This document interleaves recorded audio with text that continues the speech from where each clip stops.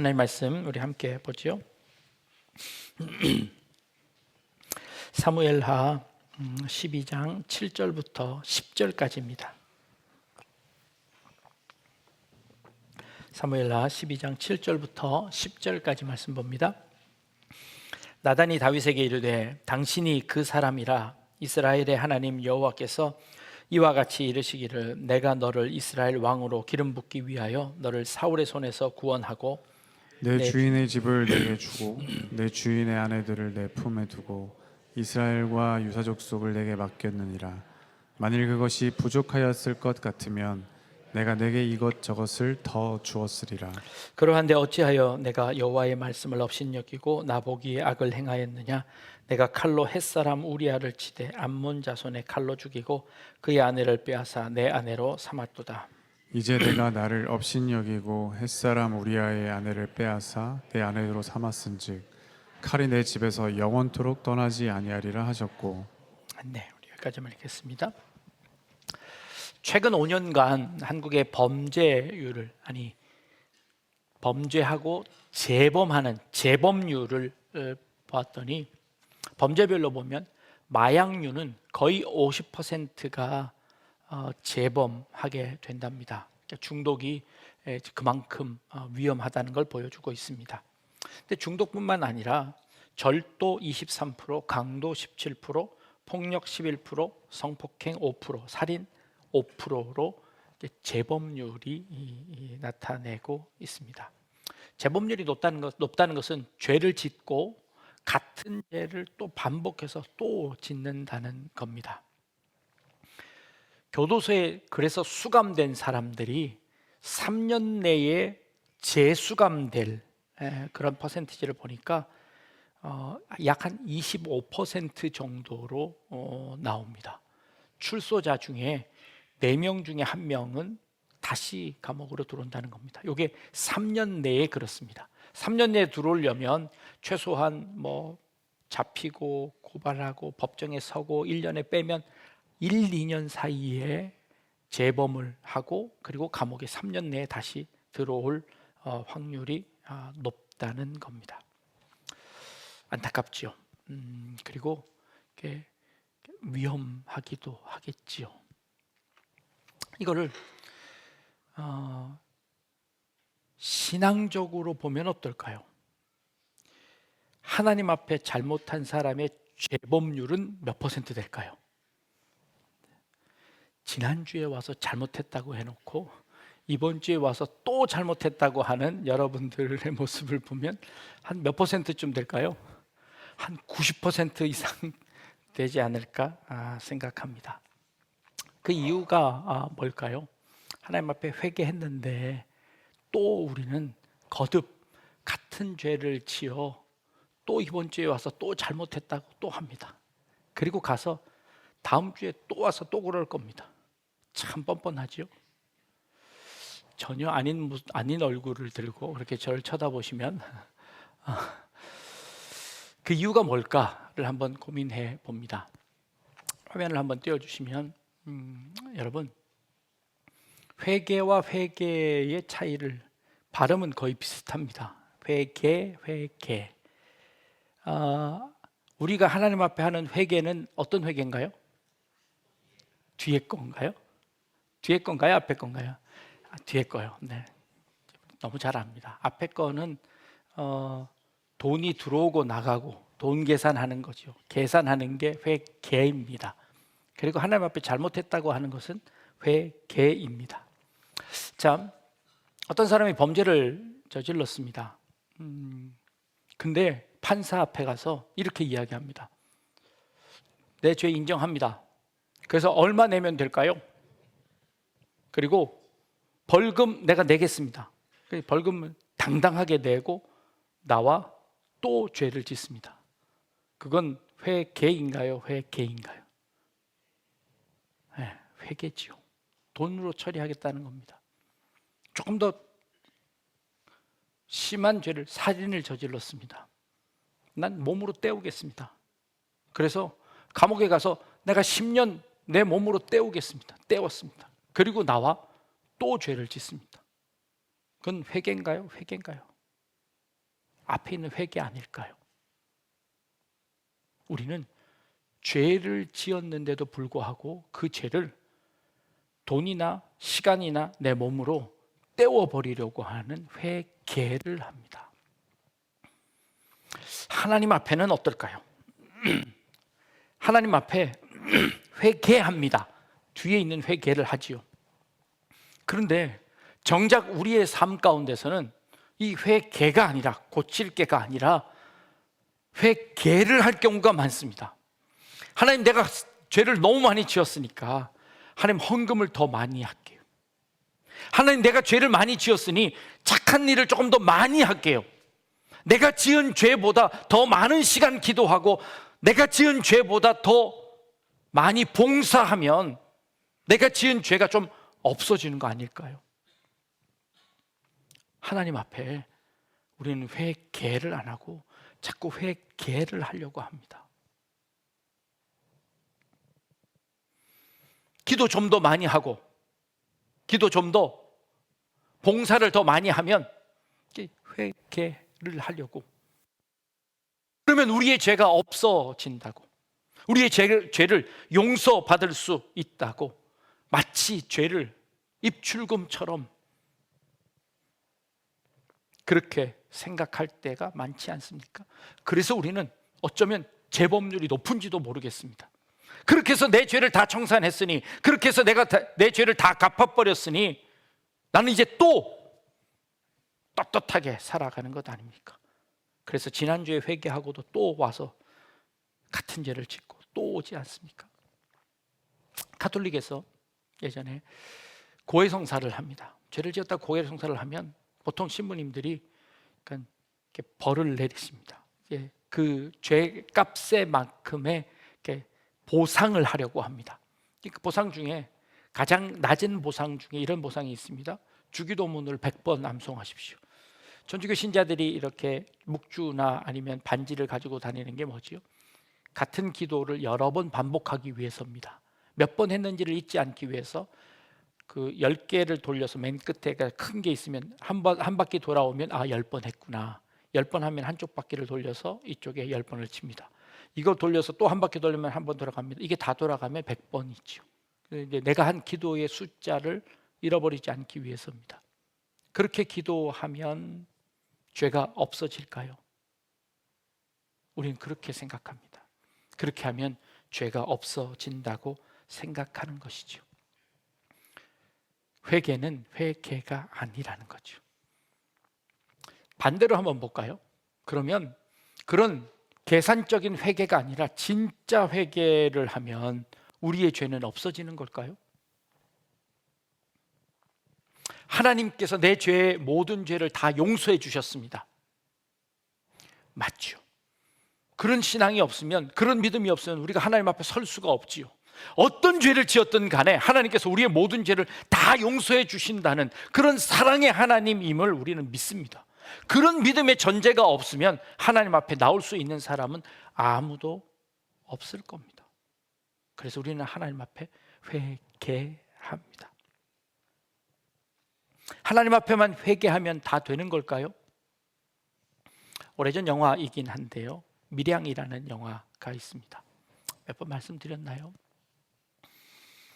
한 아이 엄마가 남편을 잃고 아이를 데리고 고향으로 내려옵니다. 밀양이라는 고향으로 내려오지요. 그 고향 가운데서 그 아이를 혼자를 잘 키워보려고, 아빠 없는 아이라고 말 듣지 않으려고 좀 허세를 좀 부렸던 것 같습니다. 그런데 돈이 많은 줄 알고 학원차를 운전하는 운전기사가 그 한 명인 아이를 유괴합니다. 그리고 그 아이를 유괴해서 돈을 요구하지요. 근데 그러다 어떤 차에 잘못해서 그 아이를 죽이게 됩니다. 남편도 잃고 아들 하나 있는 그 아들마저 잃었던 그 여인이 절규합니다. 결국에 그 살인자가 잡혀 들어갑니다. 죄값을 치르기 위해 감옥에 들어가지요. 견딜 수 없는 그 가운데 하나님을 만나게 됩니다. 그리고 신앙으로 귀하지요. 그래서 그 어려움을 이겨냅니다. 그러던 차에 그에게 용기가 생겼습니다. 하나님께서 나에게 주신 그 은혜를 그 은혜가 너무 커서 내 아들을 죽인 그 살인자를 용서하고 싶습니다. 그래서 교회 성도들과 함께 그 살인자를 면회하러 갑니다. 그리고 그에게 하나님의 사랑을 전하려고 가는 거죠. 그런데 그 살인자가 그 교도소 안에서 그도 역시 전도를 받아 하나님을 만납니다. 그리고 그 하나님께 모든 죄를 다 자백하고 고백하고 자유함을 얻습니다. 딱 면회하는 순간이었습니다. 이 피해자 엄마가 그를 용서해 주려고 하는 그 전에 이 살인자가 먼저 나는 이 교도소 안에서 하나님 앞에 모든 죄 다 고백하고 이제 자유함을 얻었습니다. 이제 나는 평안을 얻었습니다. 그 어머님도 그렇게 평안을 얻었으면 좋겠습니다 하고 먼저 인사를 하는 겁니다. 그 이야기를 들었던 그 엄마가 그 자리에서 무너집니다. 감히 누가 나 대신 이 사람을 용서할 수 있단 말이야 라고 그 자리에서 무너집니다. 그렇게 신앙으로 철저히 무장되었던 그 여인이 나와 하나님을 향하여 손가락질합니다. 당신이 뭔데? 내가 아직 용서 안 했는데 어떻게 당신이 그 살인자를 용서할 수 있어? 하나님을 향하여 절규합니다. 그리고 자신이 가졌던 신앙마저도 내던집니다. 그 영화는 우리에게 우리가 하고 있는 회개에 대해서 고발하고 있습니다. 회개 안 해도 하나님께만 잘못했다고 하면 하나님이 다 용서해 준다라는 우리의 신앙을 비웃고 있습니다.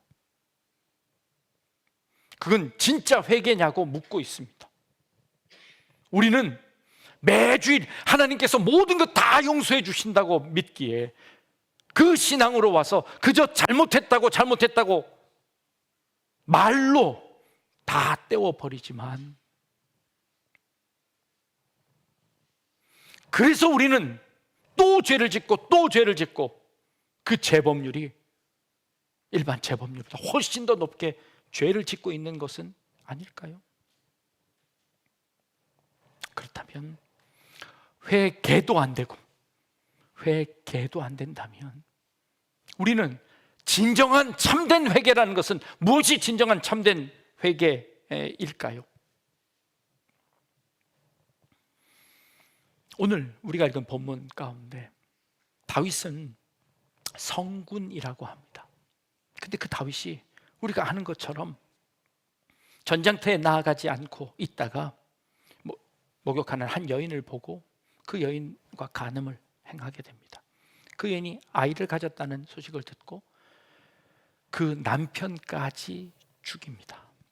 그것도 이방인들과의 전쟁터에 다른 부하들을 시켜 맨 앞에 나가도록 하고 다 도망가게 해서 그 여인을 이방인들의 손에 그 우리아가 남편이 죽게 만듭니다. 그리고 그 남편이 죽자 그 여인을 자신의 아내로 삼습니다. 겉으로 보기에는 그 속사정을 알지 못하는 사람들이 보기에는 그 자기 부하의 아내까지도 챙기는 그런 다윗으로 보았을 겁니다. 철저하게 자신의 죄를 은폐하고 그리고 아무도 모르게 덮어버렸습니다. 그런데 하나님은 그 죄를 아셨습니다. 나단 선지자를 보냅니다. 나단 선지자가 다윗에게 와서 이야기합니다. 임금 왕이시여, 우리 동네에 아주 양과 소가 넉넉히 많은 부자가 살고 있었습니다. 그런데 그 부자에게 어느 날 한 날 손님이 찾아왔는데 그 손님을 대접하기 위해서 그 옆에 살고 있던 아주 가난한 양 한 마리 키우고 있는 그 사람, 마치 자기의 자식처럼 키우고 있는 그 양을 빼앗아다가 그 양을 잡아 손님을 대접했습니다. 그러자 이 말을 듣던 다윗이 그 자리에서 분노하며 화를 내면서 도대체 어떤 자가 그렇게 할 수 있느냐? 그 자를 당장 잡아오너라. 내가 그 자를 죽이겠다라고 다윗이 화를 냅니다. 그때 나단 선지자가 그 사람이 바로 당신입니다 라고 지적합니다. 그런데 성경은 너무 이 사건을 재밌게 표현합니다. 그 고발을 받은 다윗이 그 자리에서 무릎을 꿇습니다. 그리고 눈물을 흘리고 하나님 앞에 참회하기 시작합니다. 다윗은 진짜 자기 죄를 몰랐을까요? 아니면 지금 이 다윗은 그 나단 선지자 앞에서 쇼를 하는 걸까요? 아니요. 이 성경 본문을 볼 때 이 다윗의 회개는 정말 철저한 회개처럼 보입니다. 진짜 뉘우치는 것처럼 보입니다. 그러면 다윗의 이 모습은, 이중적인 이 모습을 어떻게 이해할 수 있을까요? 어떻게 설명할 수 있을까요? 성경학자들은 이렇게 해석합니다. 다윗이 자기가 자신의 죄를 몰랐던 것이 아니라 애써 자신의 죄를 보지 않으려고 했던 것이다 라고 설명합니다. 죄의 특성 중에 가장 무서운 특징이 무엇인고 하니 우리의 눈을 멀게 합니다. 그것이 죄인지 알 수 없도록 만들어 버립니다. 남의 죄는 분개하지만 그것이 내 죄라는 것을 인식하지 못하고, 남의 죄는 분개하지만 감추어진 내 죄는 덮어버리는, 이게 진짜 죄라고 우리를 고발하고 있는 겁니다. 다윗이 그렇게 나단 선지자가 오고 난 이후에 시를 하나 지었는데 그게 시편 51편에 기록되어져 있습니다. 그 시를 보면 이렇게 기록되어져 있습니다. 내가 주께만 범죄하여 주의 목전에 악을 행하였나이다 라고 기록합니다. 자, 지금 이 다윗의 회개는 어떤 회개일까요? 내가 주께만 범죄하여 주의 목전에 악을 행하였나이다 라고 고백합니다. 지금 이 다윗의 범죄는 누구에게 한 범죄입니까? 우리에게 한 범죄입니다. 밧세바에게 한 범죄입니다. 그런데 지금 이 다윗은 자기의 범죄를 하나님에게만 회개한다고 이야기하고 있습니다. 다윗의 이 회개는 올바른 회개일까요? 하나님이 이 다윗의 회개 가운데 하나님의 처방이 이렇습니다. 여호와께서 또 이와 같이 이르시기를, 보라, 내가 너와 내 집에 재앙을 일으키고 내가 내 눈앞에서 내 아내를 빼앗아 내 이웃들에게 주리니 그 사람들이 내 아내들과 내 더불어 백주에 동침하리라. 내 집에서 칼이 내 집에서 영원히 떠나지 아니하리라. 하나님의 죄가에 대한 회개입니다. 다윗의 인생에서 하나님이 그 죄를 어떻게 다루시냐 하면, 다윗이 하나님께만 범죄하였다는 그 회개를 받으십니다. 그러나 그의 삶 가운데 그가 저지른 회개를 하고 계십니다. 어떻게 해요? 그의 집 가운데 칼이 떠나지 않게 하고, 백주 대낮에 자신의 아내가 남의 남자에게 빼앗기는 이런 수모를 당할 것이다 라고 하십니다. 실제로 다윗의 인생 가운데, 다윗의 삶 가운데 다윗은 자기의 아들 압살롬에 의해서 그 왕궁에서 쫓겨납니다. 압살롬은 왕궁 위에 그 옥상 위에 텐트를 치고 아버지의 후궁들을 데려다가 욕보입니다. 그 하나님의 회개가 그의 삶 가운데 그대로 이어집니다. 그런데 다윗이 그 일을 겪으면서 다윗은 어떻게 대처할까요? 아무런 항거도 하지 않습니다. 그걸 고스란히 받아냅니다. 아무런 불평도 하지 않습니다. 어떠한 항거도 하지 않습니다. 그 일을 회피하지도 않고 그것을 포기하지도 않고 고스란히 하나님의 벌을 받아냅니다. 그러면서도 그에게 주어진 삶을 살아가는 모습을 보입니다. 다윗의 인생의 가장 큰 전환점이라고 하면 저는 밧세바의 사건을 따집니다. 그의 인생에서 밧세바의 사건은 그 사건 전과 후가 그가 하나님을 대하는, 그가 인생을 대하는, 그가 삶을 대하는 방식 자체가 바뀌어지는 모습을 봅니다. 자신이 죄인이라는 것을 압니다. 그에게 주어지는 그 짐을 묵묵히 지고 나가는 다윗의 모습을 봅니다. 그러면서도 그는 하나님 앞에 내가 하나님께만 범죄하였나이다 하고 그는 하나님 앞에 무릎 꿇습니다. 그가 죄를 어떻게 갚을 수 있습니까? 우리아는 이미 죽었습니다. 밧세바는 자신의 아내가 되었습니다. 더 이상 어느 누구에도 죄를 갚을 수 없기에 그의 인생 가운데 쏟아지는 그 어려움들을 그는 불평하지 않고 고스란히 인내하며 그 길을 걸어갑니다. 이게 바로 진정한 회개의 삶이 아닐까요? 진짜 죄는 뭔지 아십니까? 좌절하는 겁니다. 진짜 죄는 완전히 포기하는 겁니다. 진짜 죄는 그래서 주저앉는 겁니다. 이미 나는 가망이 없으니 나는 포기하고 또 죄를 짓겠습니다. 이거 진짜 나쁜 사람입니다. 죄인이기에 내가 겪는 그 어려움들을 불평하지 않고 조금 더 나은 삶을 살기 위해 노력하며 하루하루를 버텨내는 삶이야말로 진짜 회개의 삶이 아닐까요? 2023년 기준으로 대한민국 교도소의 정원은 49,600명이랍니다. 그런데 지금 현재 실제 수용 인원은 58,000명이랍니다. 1만 명이 훨씬 더 오버하고 있습니다. 수용률이 117%입니다. 그래서 이 교도소에서 생활하는 것이 만만치 않습니다. 여러분, 교도소와 감옥의 차이를 아십니까? 감옥은 가두어 놓는 곳입니다. 교도소는 교화하는 곳입니다. 우리나라의 모든 죄인들이 가는 곳은 교도소입니다.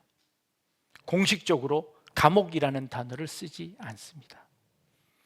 단순히 가두어 놓는 것이 아니라 그들을 변화시키는 것입니다. 그런데 그 변화시키는 것이 쉽지 않습니다. 그들이 교도소에서 고생하면 고생할수록 자신의 죄값을 다 치렀다고 생각한답니다. 그래서 그들은 교도소에서 출소하면서 떳떳하게 또 재범한답니다. 노르웨이에서 실험을 했습니다. 노르웨이 재범률이 70%까지 다다랐을 때 노르웨이의 이 교도소를 다 리모델링을 했다, 바꾸었답니다. 2인 1실로 쾌적하게 바꾸었지요. 국민들의 세금으로 범죄자들에게 어떻게 그렇게 좋은 혜택을 줄 수 있느냐 여론이 들끓었지만 그 일이 있고 나서 70%의 재범률이 20%로 떨어졌답니다. 그들이 독일에서는 그래서 그 교도소에서 심리 치료를 하고 재활할 수 있는 여러 기술들을 가르쳐 사회에 적응할 수 있도록 만들었답니다. 그랬더니 재범률이 현격하게 줄어들게 되었답니다. 어쩌면 이 교회는 하나님께서 우리들을 교화시키기 위한 교도소인지도 모르겠습니다. 우리를 매 주일마다 불러 여기서 잘못했다고, 너는 죄인이라고 가르치십니다. 쾌적한 의자로 바꾸어 드렸습니다. 다시 죄를 짓지 말라고. 네. 그럼에도 불구하고 우리는 늘 우리가 죄인이라는 것을 잊지 말아야 합니다. 진짜 회개는 나는 정말 나쁜 놈입니다 라는 것을 고백합니다. 그래서 나는 그 죄값을 내 삶 가운데 치르며 살겠습니다 라고 고백하는 것인지도 모르겠습니다. 다시 화면을 한번 보여주실까요? 그래서 저는 진정한 회개는 이 회개와 회개가 합쳐져야 되는 것이라 생각합니다. 우리의 삶 가운데 내가 갚아야 할 것, 내가 이웃들에게 갚아야 할 것 갚고, 내가 하나님께 갚아야 할 것도 갚고, 그러나 그 모든 것들을 판단하실 분은 하나님이시니 그 하나님 앞에 참으로 회개하고 돌이키는 것, 이 회개와 회개가 합쳐져야 진정한 참된 회개가 아닐까 생각합니다. 다윗은 하나님 앞에 나단 선지자의 지적을 받고 나서 참된 회개하는 삶을 살아냈습니다. 저와 여러분, 하나님 앞에 참된 회개자로 살아가는 저들 되길 주님의 이름으로 축복합니다. 기도하겠습니다.